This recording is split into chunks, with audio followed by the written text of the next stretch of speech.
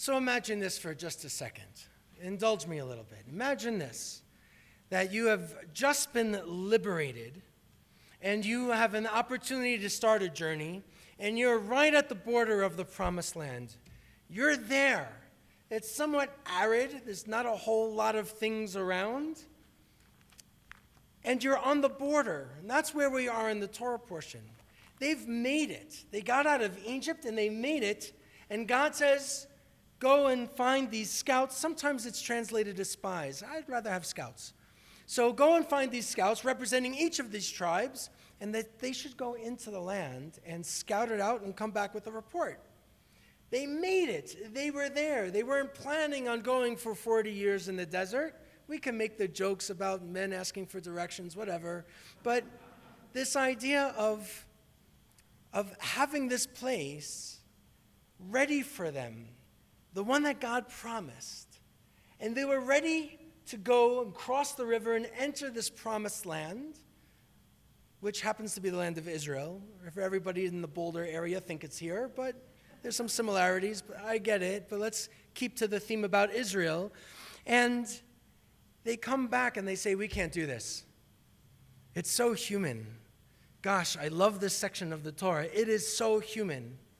They don't feel like they can do it. All they see is obstacles. They don't feel like they can go and build. All they see is challenge. They don't recognize joy or opportunity or anything like that. They come back with a bad report. It's not a bad place. It's just that there are big people there. And there are these fallen kind of angel-like people who are giants. And there's big walls and big cities and all of these things, and they feel very small. So they say, nope, can't do it. And they get other people to believe them. And it kind of becomes contagious that everybody says, nope, can't do it. We should go back to Egypt. Everything was fine in Egypt. And that's kind of a pity about our history, or even about ourselves. We don't see opportunities in front of us, and so easily we go back into our own Egypt, sometimes the Egypts that we create. And they do that.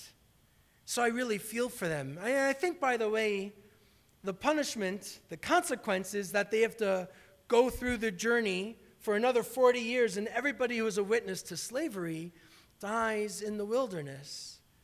There's only a couple of folks that have the opportunity to see the land that's full of promise. It's Caleb and Joshua, not even Moses, only from a distance. All the rest of the Israelites, they all die out, and a new generation that's born with no personal experience or baggage of carrying slavery with them, they are the ones that are going to be the builders of this land. It's kind of an amazing story, but let's think about Caleb and Joshua. And when everybody else sees obstacles, they saw an opportunity and the ability for God to fulfill a promise. A promise that not only were they going to get to the land, but that the land was going to be filled with promise. It wasn't just flowing with milk and honey. There was so much more to it. It was a place where values and ethics were going to be part of our Constitution. The Constitution, of course, was the Torah. They had this amazing insight to do something different than what was being experienced all around the world, certainly in their corner of the world, which was always challenging, not just because there's idolatry, but how idolatry led people into these other paths, like child sacrifice. We said that wasn't a good idea. We are sometimes tempted to bring it back, by the way. But we still believe that it's a bad idea, and there was supposed to be more. How do you live with God's presence? And those folks, they couldn't see it, but Caleb and Joshua could. It says that they had a different kind of soul in the Torah. It says they had a different kind of spirit. It wasn't like everybody else. Maybe they were of sturdier stock. Maybe they were more faithful. Maybe they were able just to see. And if you were to go through the text, by the way, you have this idea of seeing. It comes up over and over and over again. And by the way, you don't need sight in order to have vision. And I think I learned that most when I lost my sight for a little while. I've shared that with this congregation in the past.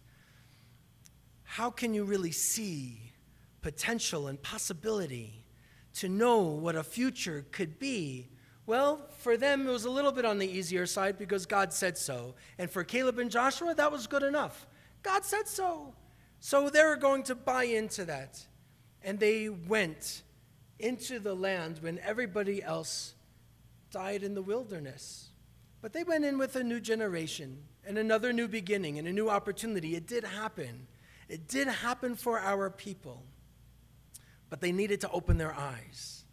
They needed to see the possibility. Shlach Lecha, the Torah portion, it's so rich with what we experience in our lives. It holds this idea of looking and seeing and being willing to put ourselves at a little bit of risk in order to find meaning. And by the way, I think that happens in our experience for all of us.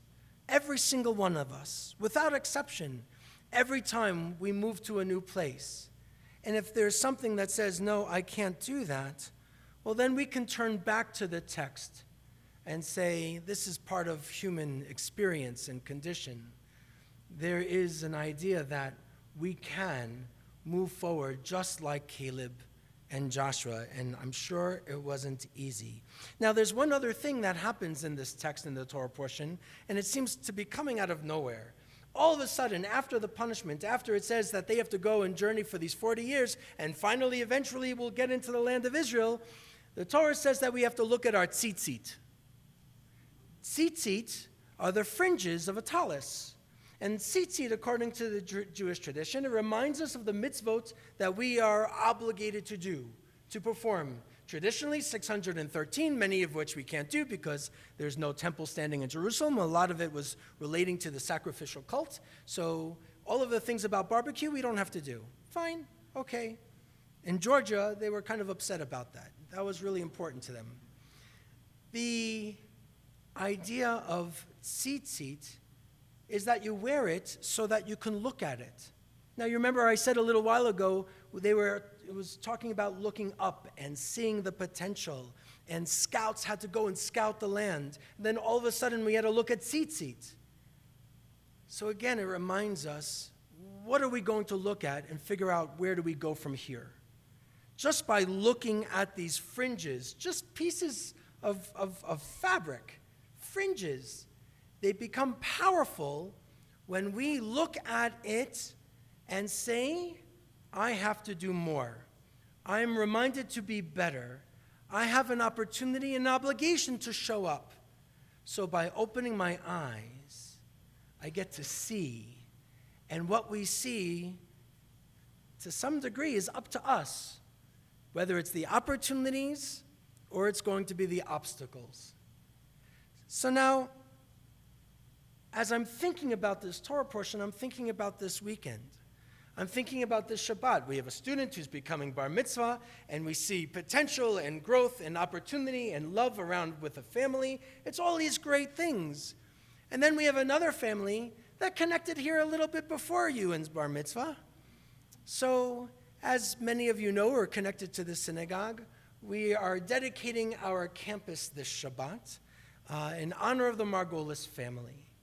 And so thinking about Shlach Lecha and this journey and thinking what would it have been like to come in 1965, 1966, have folks organize a Boulder Jewish fellowship in Boulder, Colorado. So I saw a picture, by the way, because I was always wondering, why did we build the synagogue here when the view that we have is from our parking lot?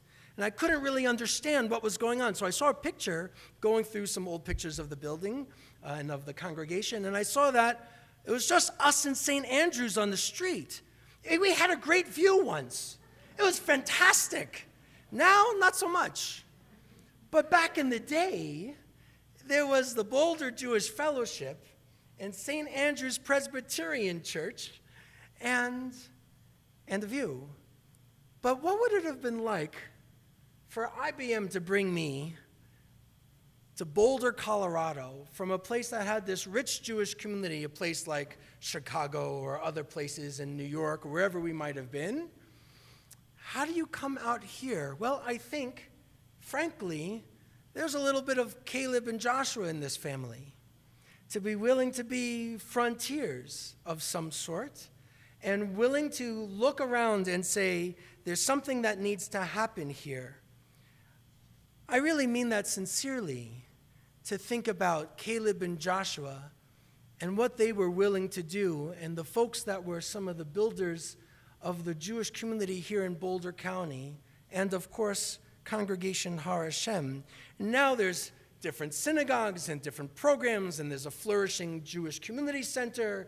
There are different opportunities for people to connect, but once upon a time, 35 families got together and said, we need to figure something out for ourselves. I think it's kind of amazing that the Margolis has joined these other families to do just that. And there are others who came shortly afterwards to continue the building. Joshua and Caleb. Now, lots of communities have it, but it's a lot easier if you do that in New York and Chicago and Los Angeles, at least in the past 100 years. But in Boulder, Colorado, something needed to be done. So the other thing I found was that a number of years ago, I don't actually remember when, but it's maybe 20 or 30 years ago, there were folks from the Jewish community that started videotaping and recording the stories of a lot of our founders, the earliest folks at the Boulder Jewish Fellowship. And Barbara and Don Margolis were among those being interviewed. And you can still find it in the library website. There's an archive that talks about some of our founders and their experience, where they came from. Some of them are really extraordinary stories, and then what happened when they got here. And then Don, who's sitting over here, said something in this interview that I found really compelling. He was talking about his oldest boy, Scott. He was about to turn 5 years old, and the youngest boy at the time was Jeff, who was 3 years old. And Barbara looked around, he says, and there was no Jewish Boulder. Barbara said, if we're going to be Jewish in Boulder, we're going to have to work at it and support the establishment of a Jewish Boulder. Well, that's kind of what happened. And I think that's glorious and amazing that Barbara and Don saw a future here, the way that other people might have said, let's stay in Chicago. Let's go back to where it's safe in New York. But to be here and build something that wasn't, to see potential of what a community could look like, well, again, I think it's a good example of living out a Caleb and Joshua kind of a life and being able to figure out how do we build a promised land in Boulder, Colorado. I don't think so many extraordinary things could have happened without our founders. And the family, Margolis family, has come together in recent years to say, we want to make sure this continues to happen. And with an extraordinary gift and with extraordinary love from the entire family, some who couldn't be here, Scott and Michelle couldn't be here for this night, that wanted to mark this and share a Shabbat in celebration of a whole congregation and its history and its life and the blood, sweat, and tears and joy and sweat, all of which has been part of our congregation. How we've shown up for one another, how we've educated our kids, how we can make a difference, a real difference in people's lives. That's what this Shabbat is celebrating for me. And with all of those gifts from so many souls here in this congregation, over all of these decades, it gives you a chance to become bar mitzvah from a bima, where he feels good and safe and has something to contribute. And I find all of that to be nothing less than sacred. So the message for today is keep your eyes open. See how we can be builders in our own unique and special ways. Create a vision and contribute to something that is meaningful, that can last, that can be your footprints, that others can then walk into, plant for future generations to follow us, and make a difference in people's lives. So for you folks, I'd like to ask you to come forward. I'd like to share a blessing with you, Holly and I. So Gary and Jeff and Debbie and Don. And as they come forward, again, I'll mention that the other part of the family, Scott and his wife, Michelle, weren't able to join us. And the other thing, of course, something of you folks who have been part of this community for a long, long time, and who had incredible encounters with Barbara, who died a few years ago. This is her 80th birthday.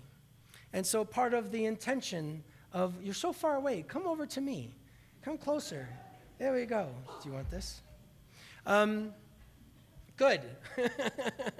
So to acknowledge her presence, and I absolutely believe her presence is felt by many in these hallways every single day. If you had an opportunity to know her and to have that experience, there's a sense of being among the righteous 36 souls that sustain the world, to be sure. And so for all that you have done here in California, and for your other son in Texas, the Jewish communities that you're connected to, for the families that you are raising up, and everything that has happened here in this congregation, we'd like to share a blessing.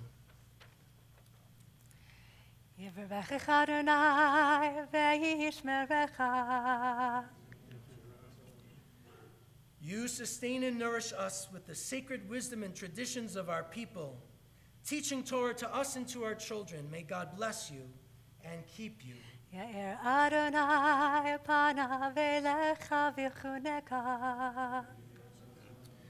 You work alongside of us to bring the light of justice and compassion to God's broken world. May God's face shine upon you, and may God always be gracious and loving to you.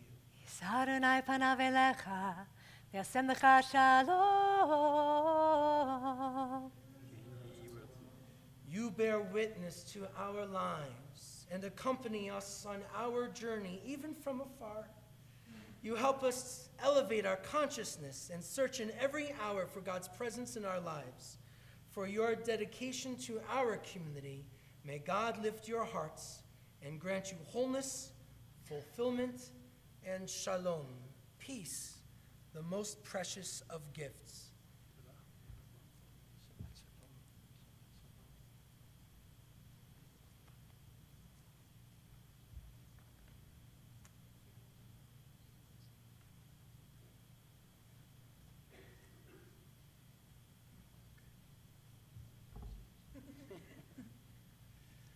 I'd like to point you in another direction in our prayer book. If you'd like to follow this melody, you can find it on page 145. This poem was written by Leah Goldberg, who's an Israeli poet, where it says, Lamdini, teach me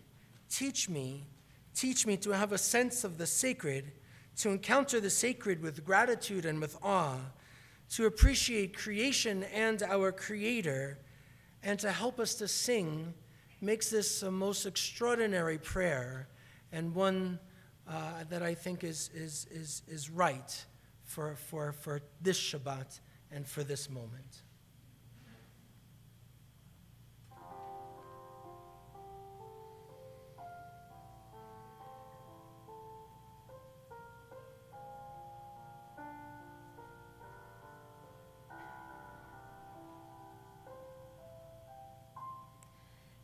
Teach me, O God, a blessing, a prayer on the mystery of a withered leaf, unripened fruit so fair, on the freedom to see, to sense, to breathe, to know, to hope, to despair. Teach my lips a blessing, a hymn of praise, as each morning and night you renew your days. lest my days be as the one before, lest routine set my ways. Lamdeni Elohai barech v'yitpalel lamed et siftotai bracha v'shir halel lamdeni Elohai barech v'yitpalel lamed et siftotai bracha v'shir halel.